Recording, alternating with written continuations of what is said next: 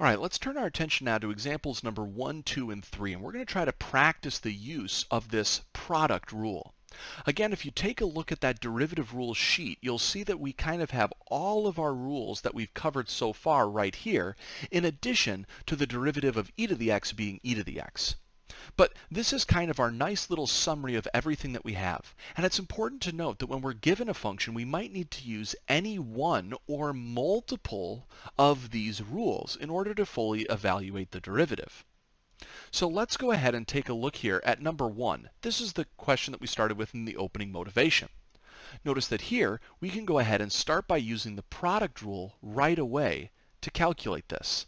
I see that I kind of have one function, which I'll color here in blue, that's x, and my other function is e to the x.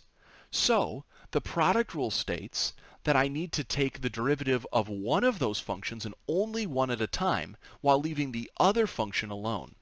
So I can kind of imagine setting it up like this.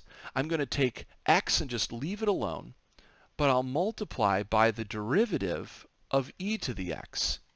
And then I'll add and reverse the order. I'll take the derivative of the x and I'll leave the e to the x. Now if I was to write this out, I can see what I actually end up with here. The derivative of e to the x is just e to the x. The derivative of x is just 1. Remember, I can get that by using the power rule, by bringing the 1 down to the front and lowering the power by 1. That creates 1 times 1, which is 1. Okay, so if I have this, I get 1 times e to the x.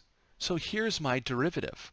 Now sometimes you'll see that in my solutions in the notes online, I tend to simplify my derivatives a little bit.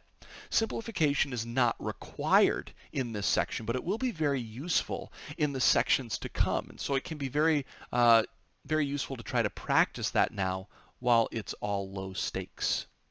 So notice here, I could actually go ahead and factor out an e to the x, and that would allow me to get a slightly simpler looking derivative.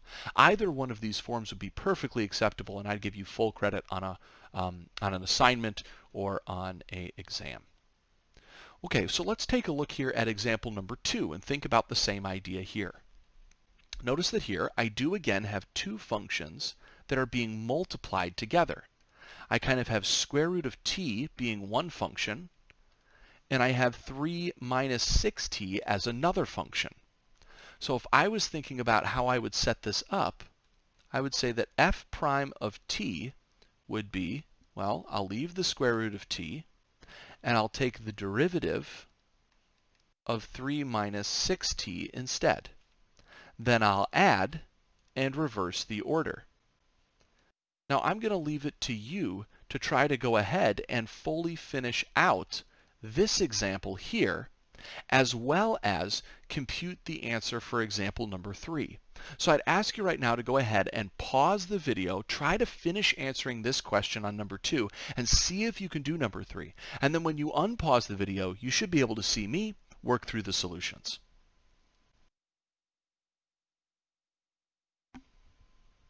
All right, well, hopefully you did take some time to go ahead and work through this. I'm going to go ahead and finish off here on example 2 before I write out the solution for example 3. So I'll notice here that if I wanted to do the derivative of my 3 minus my 6t, that I'm going to actually need to make use of a couple different derivative rules.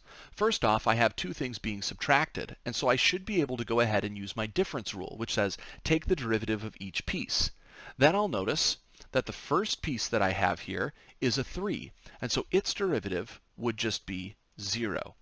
Then I can take the derivative of 6t, whose derivative would just be negative 6. Great. Now over here, when I have to take the derivative of the square root of t, I'm going to recognize I don't have any rules to tackle that. So I'm instead going to rewrite square root of t as t to the power of 1/2. And now I can use the power rule. That's going to get me 1/2 t to the negative 1/2, and I'll now leave that 3 minus 6t all alone. So if I was to go ahead and write this out one more time, this would be negative 6 square roots of t plus, this could be rewritten as 1 over 2 square roots of t times a 3 minus a 6t. Now there is a little bit more simplification that you could potentially do here with factoring out some square roots of t's and stuff, but again, that's not really the focus of this section at the moment. I'll go ahead and just leave our answer right here. If I was working here on example number 3, I should be able to see that again I have two different functions. I kind of have a red function and a blue function, and I just need to take the derivative of each one of those one at a time.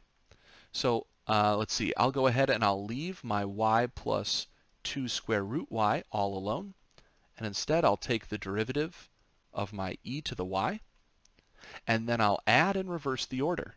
Now I'll take the derivative of the y plus the 2 square roots of y, and I'll leave the e to the y alone. So let's see. This would get me y plus 2 square roots of y. The derivative of e to the y should just be e to the y. If I want to take the derivative here, I'm going to use my sum rule, which says take the derivative of each piece. The derivative of y is just going to give me 1, using the power rule. Over here, I can go ahead and think about this as 2 times y to the 1/2 power, so I can try to use the power rule.